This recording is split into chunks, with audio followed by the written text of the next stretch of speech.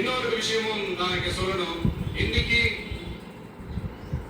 நம்ம தமிழ்நாடு கவர்மெண்ட் இருக்கிற அந்த நிலைமையை பத்தி நான் உங்ககிட்ட நான் சொல்லணும். கிட்டத்தட்ட 10 லட்சம் கோடிக்கு மேல கடன் வாங்கி வச்சுட்டு போயிருக்கிற இன்னைக்கு அந்த தமிழ்நாடு அரசு இருக்கிறப்போ, கஜானாவை சுத்தமா தொடச்சி வலிச்சு வச்சுட்டு போயிருக்கிறப்போ, தூக்க முடியாத சுமையை ஏற்றி வச்சுட்டு போயிருக்கிறப்போ,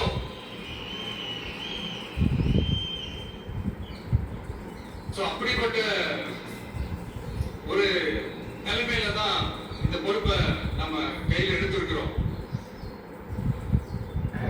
உடனே நீங்க நினைக்கல என்னடா இவர் ஏதோ கொடி வச்சு பேசுறாரு அப்படின்னு. அப்படிலாம் எதுவுமே கிடையாது. உள்ள போய் பார்த்தாதான் தெரியும் எது எந்த நிலைமையில இருக்கு, என்ன இருக்கு என்ன இல்ல, எது எந்த நிலைமையில இருக்கு எது எந்த நிலைமையில இல்ல. அதையெல்லாம் பார்த்துட்டு உங்களுக்கு ஒரு வெள்ளை அறிக்கையை அது வெளியிடணும்னு நான் நினைக்கிறேன். ஒரு டிரான்ஸ்பரண்டான ஒரு கவர்மெண்டா, அதாவது இன்னைக்கு நம்ம தமிழ்நாடு கவர்மெண்ட் இந்த நிலைமையில தான் இருக்கு அப்படின்றவங்க சொல்லிட்டு I just want to take it forward from there. அதைத்தான் நான் முதல்ல செய்யணும்னு நினைக்கிறேன். தமிழ்நாட்டை பொறுத்த வரைக்கும் யாரையாவது போய் ஏதாவது சந்திக்கணும் அப்படின்னா மூஞ்ச மூடிக்கிட்டு போய் சந்திக்கிறதோ, மறைமுகமா உங்களுக்கு தெரியாம போய் சந்திக்கிறதோ அப்படிலாம் நான் செய்ய மாட்டேன். எதுவா இருந்தாலும் வெளிப்படையாக ஒளிவு மறைவு இல்லாம தான் நான் செய்வேன்.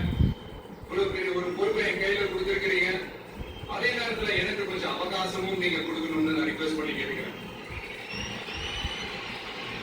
நான் சொன்னதெல்லாம் படிப்படியா நிறைவேற்ற நான் ட்ரை பண்ணுவேன், நிறைவேற்றுவேன். அதே நேரத்தில் எனக்கு கொஞ்சம் அவகாசம் கொடுத்தீங்கன்னா எனக்கு கொஞ்சம் உதவியாகவும் ஒத்துழைப்பாகவும் இருக்கும். இது உங்களுடைய ஆட்சி.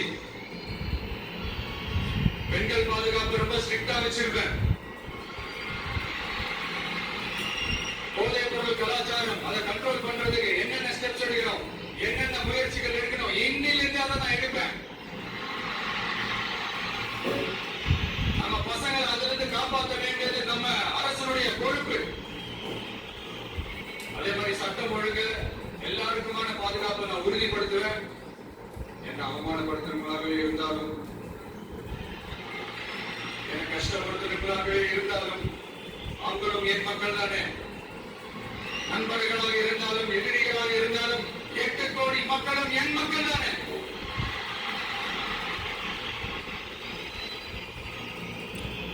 அந்த மாதிரி இந்த அடிப்படை